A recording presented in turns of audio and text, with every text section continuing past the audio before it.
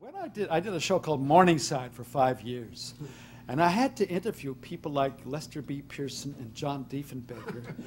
And do you think I could keep a straight face when they were doing all the things that Rich Little had taught them to do? Of course, in Hollywood, his name is legend because he did things that are absolutely incredible.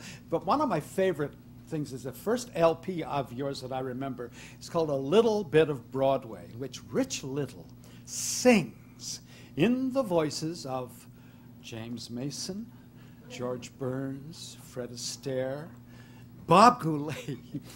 I don't know if Rich Little can sing, but by God, the way he does those things, it proves to me that he sang better than Bob Goulet. So I want to introduce to you now the most talented impressionist, give or take Vincent van Gogh, Rich Little.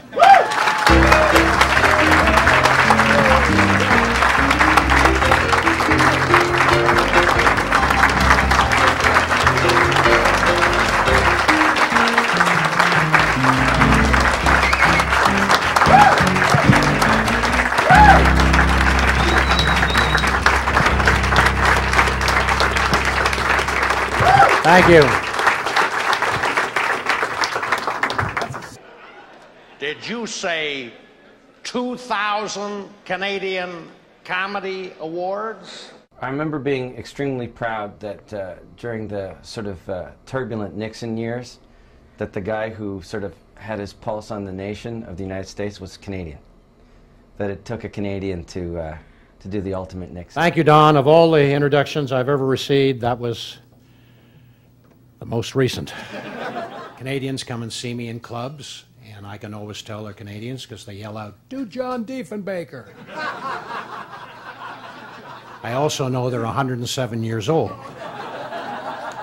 And I have to tell people in the audience, John Diefenbaker, because these people wouldn't know a Diefenbaker from a Studebaker, you know. But Diefenbaker was, I mean, what a voice and what a, I mean, he's almost, you know, he just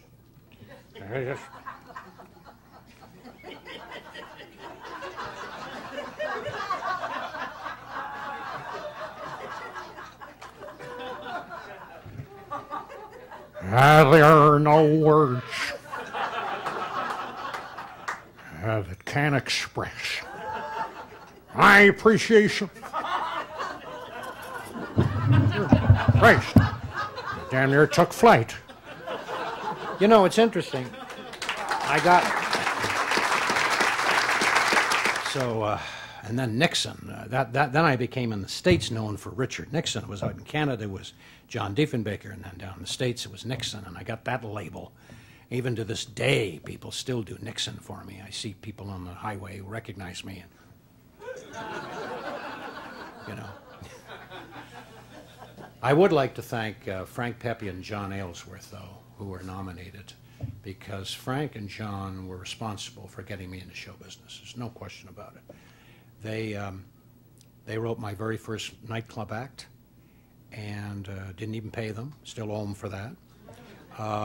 They got me on the Judy Garland show, along with Mel Torme, in '64. Oh my God, I was only 3.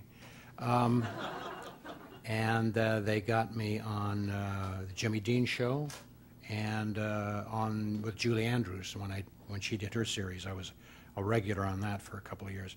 So I can't say enough for Frank and John. They as you said, they were marvelous comedians, but they were terrific writers. What sense of humor they had. And they knew my act, so they could write for me. And so I thank them, and I thank all you people for inviting me here this evening. It's good to see you.